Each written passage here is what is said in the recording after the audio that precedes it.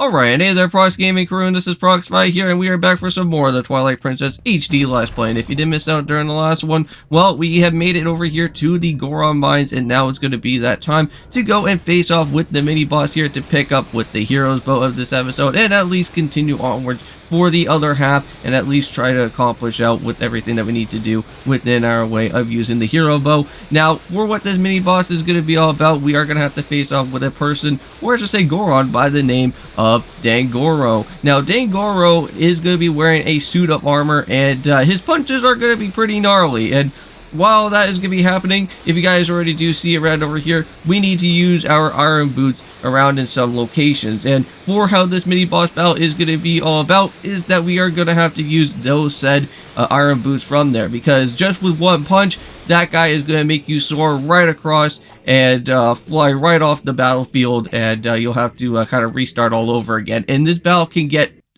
I want to say, very, very, very frustrating out here, to say the least, because even if you go and do at least like one hit and you fall into the lava, you have to completely restart this whole entire battle. And I remember when I went and first played it on the channel, if you guys remember before, out here with Twilight Princess HD on the GameCube, this one battle right here was the most frustrating one out of the bunch. And let me tell you, if it is going to be your first time playing through Twilight Princess HD, I want to say that you guys are going to probably at least be running into quite a few times where Dangroro is going to get the upper hand on most of the most of the times over here in this location itself. Now, all I have to do is kind of say is that I want to, well, at least just try to spam out with some of your sword most of the time, so that he can at least kind of go and do a different type of punch instead. Because normally he has two different punches. He normally has just like the side punch where he'll try to like hit you and kind of make you fly off the stage, kind of like this. Or he's going to go and basically use his two-hand move, and that is like your perfect time to strike most of the times. Because if he does his two-hand strike, you should be able to at least go and throw him right into the lava pit. And then you can just rinse and repeat and just do it right on over, all over again out here. Now, just for a precaution within this way is that you want to make sure that you at least use your iron boots most of the times, because sometimes within this type of battle placement that's going to be happening out here within the stage, sometimes this Goron does like to go and kind of jump around a little bit. So you want to make sure that you kind of at least use your iron boots to at least kind of stay afloat while not trying to slip all over the place. But just like that, Dangroro is down and out, and we can at least now go and finally pick up with the hero's bow, which that is going to be very nice if I do have to say so myself. Now, this episode is going to be, I want to say, fairly short. Nothing really all that too much amount of things that are going to be going on for this episode. Well, originally this episode was going to be at least like almost like 35 minutes long because of just how annoying this battle actually did take.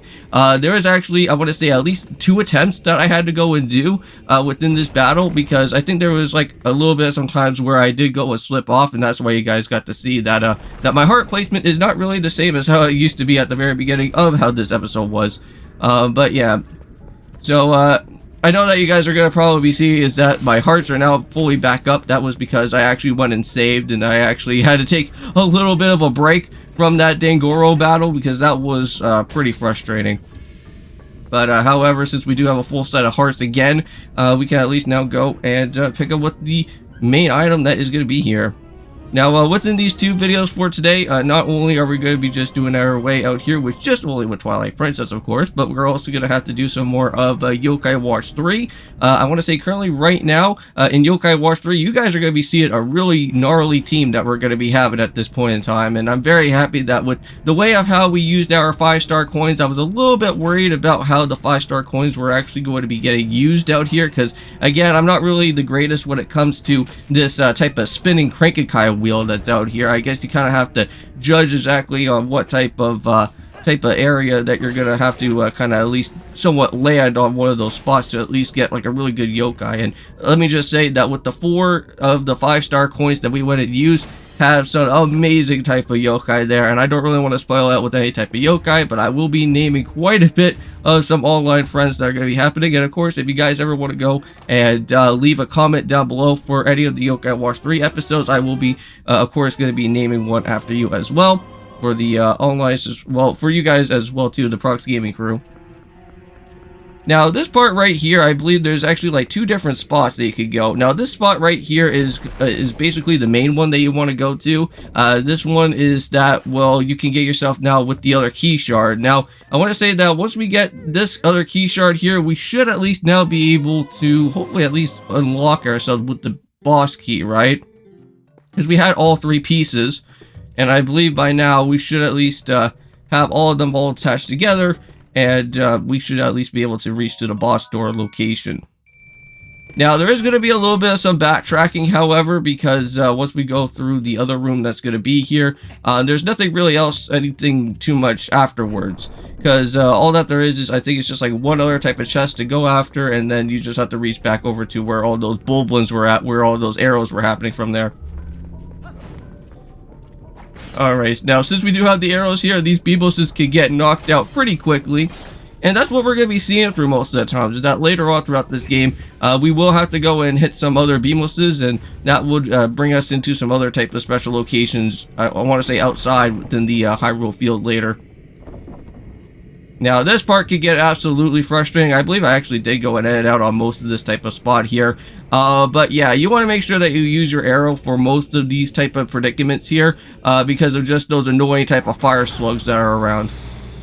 Now there is going to be a Dodongo in this area, but he's really not much of a problem unless if you make him into a problem.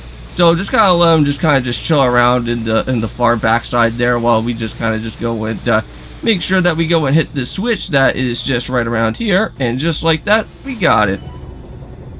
Now, being upside down and having the arrows like that will actually become a factor at some point, because we are going to have to knock around with some boblins outside of this area, where we're going to have to use the magnetic type of pulley system that's going to be showing up here again. And not only that, but we are going to have to do some upside down type of bow and arrow shooting as well, with trying to unlock another drawbridge here. So yeah, so we're back over here at this particular spot. If you guys remember, this was how we were originally heading on into this way before, before we were going to be battling out with the Dangroro guy. But let's see, is there any other bow and arrows? Nope, no arrows at all for the bow and arrow. But I think the only one thing that we just need to go and worry about is just that B-most right there, because once we go and move him over to the side, or once we go and push him into the way that we want it to, there should be a secret type of area that will get dropped down, and then we could just be able to head on into there, no problem at all.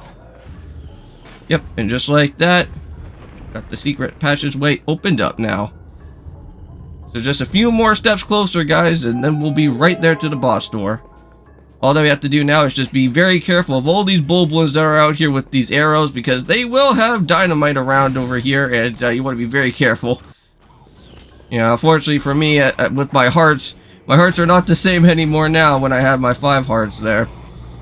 Yeah, those guys were being really annoying with those bow and arrows of theirs.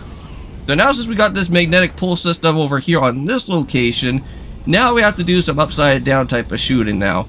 And we just want to make sure that we hit that drawbridge, and that will take us right to that main location of the boss area right here. Now, I remember when I went and played this onto my channel before, I remember I missed one of the key shards, and I was trying to figure out exactly why that the boss door wasn't actually open up at this point, and that was probably because that the key shards that I had, I didn't really have all of them all set up in place. So hopefully I actually do have all 3, which I'm pretty certain there is only 3 that we just have to go and find. I don't think there's anything else that we have missed. But just make sure that you go and talk to every single Elder Goron that is here in this area, because that will give you the keys that we do need for the different pieces. Alright, and just like that, I think all that we do need to do now is just wait for this guy to move over here to the side, drop on our way down from here, and there we go. We finally made it to the door. Now right here is the last door, because right down below here, we got the boss key door that is just right around in this location.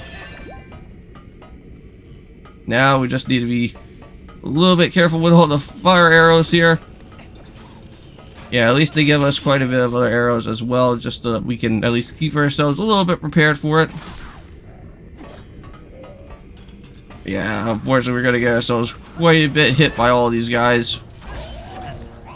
Now, you may probably be thinking to yourself, are these just the only Boblins that are here? Actually, no, because once we open up with the other, well, I think there's going to be another drawbridge that we're going to have to knock around with, and once we go and do that, there's going to be, like, tons of, like, Boblins that are just going to, like, just spawn out of nowhere. It's going to be crazy. And there we go. That should at least be the last of them, but I was going to knock down over here with the drawbridge like so. Nice. And oh my god, there's a whole lot of them. Yeah, they weren't gonna be letting us that easy over here to the boss door. Now, unfortunately, I may probably have to go and maybe re-battle out these Boblins again because I am gonna have to go and save. Yeah, unfortunately, the annoying thing here is that in Twilight Princess is that if you go and save in a dungeon, you have to repeat everything all over again. But anyways, see you guys in the next one, and of course, peace.